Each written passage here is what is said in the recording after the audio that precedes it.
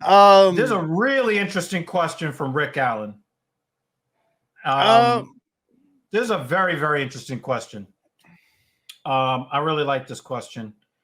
How does he defend all of these lawsuits he must get because of his channel? And I think when you're making a report on your channel, you have the responsibility to make sure that as far as it depends on you, that what you're reporting is accurate. Now, when you're talking about libel and you're talking about slander and all of these you told the lie legal terms, if somebody was to bring a lawsuit against you, they would have to prove that you knowingly told a lie. I'll give you an example, right? There is an expose channel in the Black entertainment sector. Her name is called Tasha K. Tasha K made a lot of claims against a female rapper by the name of Cardi B. Some of you might know who this person is, right? Now, Tasha K went and said that she did some kind of abuse to her kid and that she had some sort of herpes. She made the claim. Now, it was made clear to her that the claims that she made were false, and she was informed, because the first step would be a cease and desist letter, which Cardi B's attorneys did send. And Tasha K was like, well, not only do I know I'm lying about this, but because I'm making so much money off the clicks and views, I'm not taking the videos down. So they sent another cease and desist letter and then sent the lawsuit. Because so normally the first thing that a lawyer is going to do if there's some sort of defamation claim is to send a cease and desist letter. So as far as Coffeezilla is concerned, Coffeezilla would have to knowingly report on things that he knows are lies, right? And in order to defend a lawsuit, there would need to be a lawsuit filed. Well, and in order to file the lawsuit, you need to get a lawyer who is willing to take the case that says this person defamed me, this person is guilty of slander or libel, and then at that point you would have to defend the lawsuit. If Coffeezilla is able to show the lawyers before they file the lawsuit that these things are true, the lawyer knows they cannot take that to trial knowingly. Yeah, but there is a point he brings up though, because there has been cases of people going to court even though when they know that they are in the wrong. It's very rare though. It is rare because a lot of lawyers don't want to waste their time, but we also do have ambulance chasers that will take any fucking case and try to monetize as much as they can. Because but you just named it. You just named it, Paul. You just named it. You just said the operative term. Ambulance chasers. Why? There's an ambulance with its lights and sirens. Someone was actually injured. And lawyers take that shit kind of seriously. Like, there needs to actually be defamation or libel. That has to be that. Otherwise, I can't take this case. Because if you can't win the case and you start losing defamation cases, if you're a civil attorney, then you can't get other people to hire you. So you can't knowingly take a case that you know is going nowhere, because your chances of winning is going to be zero, and it ruins your reputation as a reputable attorney. Right. No, I'm just saying that when it kind of comes to the threats, the lawsuits, because Coffee's kind of dealt with those. Oh, yeah, probably getting a whole lot of threats. And he probably has a lawyer on retainer. So, but like, as for another comment Rick had, money, I don't know. I'm not going to speculate what another man's pockets are. He probably makes, a few thousand.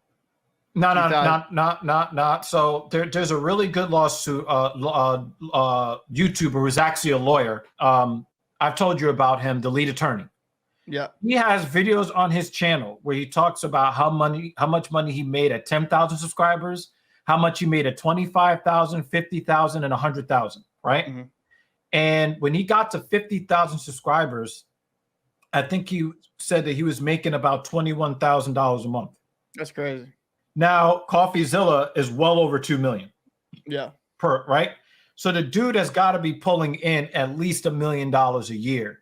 Right. So to say that he probably has a lawyer on retainer is not a stretch at all. It's probably easy. I got this guy on $10,000, $15,000, $20,000 retainer.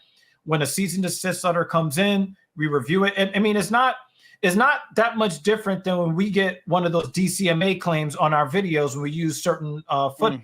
Thank you, Coffeezilla. We did use 100% of your video, but we respect you, and we'll put a link in the description to your channel.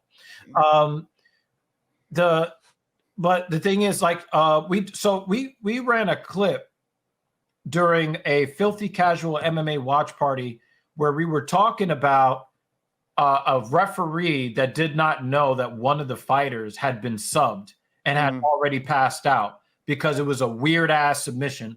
And we were basically counting the seconds. But then we got a DCMA claim from fucking Paramount.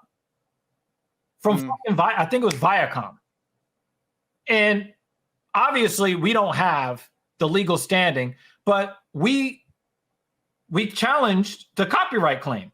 Yep. We explained, well, we're claiming fair use exception for this and that reason because blah, blah, blah. And you know who won that? Do you think it was the big vaunted lawyer group or us? We won. We won. We had the proper legal standing.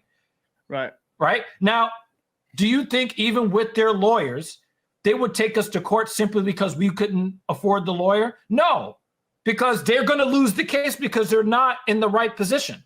I agree with you to an extent. They're not even going to take it to trial. I agree with you to an extent, but there has been cases of bigger corporations using lawyers and litigation to essentially make you run out of money. There has been those cases where right, but it doesn't make sense for them if you're going to lose, because normally when you win a lawsuit like that, the stipulations are not only do they have to pay the damages and the punitive damages, but they also have to pay your legal legal fees. Yep. So if you know you're going to lose and you're going to spend millions of dollars against somebody who's broke, who's going to win, then you're going to be stuck there with the legal charges, and you did that all for nothing. Yeah. Well, I think yeah, this was a very interesting video. There's you two more question. What's that? Probably a stupid amount of money. I don't even like maybe 100 million a year, like maybe at least, and that's just he has 120 something million subscribers. I don't even, dude. It's stupid the amount of money that I saw one video come across my recommended that he did very very recently. I think he went to Antarctica, and I got that in my recommended. In the first 18 hours, the first 14 hours, he had 18 million views. Well, you know, it would be great if we could get to 18 million views. Can we get to 14 million views for the life of our channel? Help us out here, y'all. Listen, if you come by, appreciate it. You know, Coffeezilla, this is a great video. We'll definitely do a follow-up on the last two. Yeah, we'll be here tomorrow. We'll be here tomorrow for part 2. So if you enjoyed this video, please make sure to like, comment, and subscribe. We also do a lot of our own original content, but I thought this would be a fun thing to react to, especially with how kind of wild I've been told it has been. So you want to kind of do the swang song here, Evil? Yeah, it's really crazy, man, because I didn't know anything about Coffeezilla and very little about Logan Paul. So I did not really know what to expect, but this was some oh my God, this was some shit. So wow. Let's see. Mr. Beast isn't doing anything litigious. Coffeezilla is all about pissing people off. It's costly to do that stuff. I'm not sure. I think that he's more of an expose. I don't think that his channel is built on making people angry. You can do that without this elaborate fucking production he does. I mean, I think he just calls. I just think that he calls people to account for the scams that they do. And Spencer Cornelia is another one. And there was this other guy that unveiled the, what was that fucking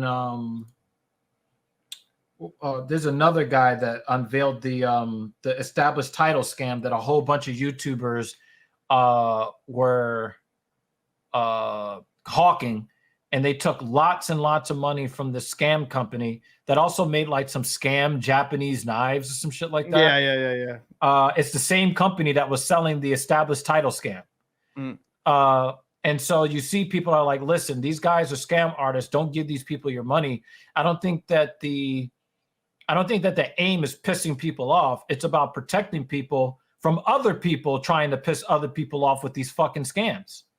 I mean, look at how massive that fucking scam is. It's crazy, man. It's absolutely crazy. And the developers didn't get paid, and the people that bought the eggs didn't get the animals or whatever.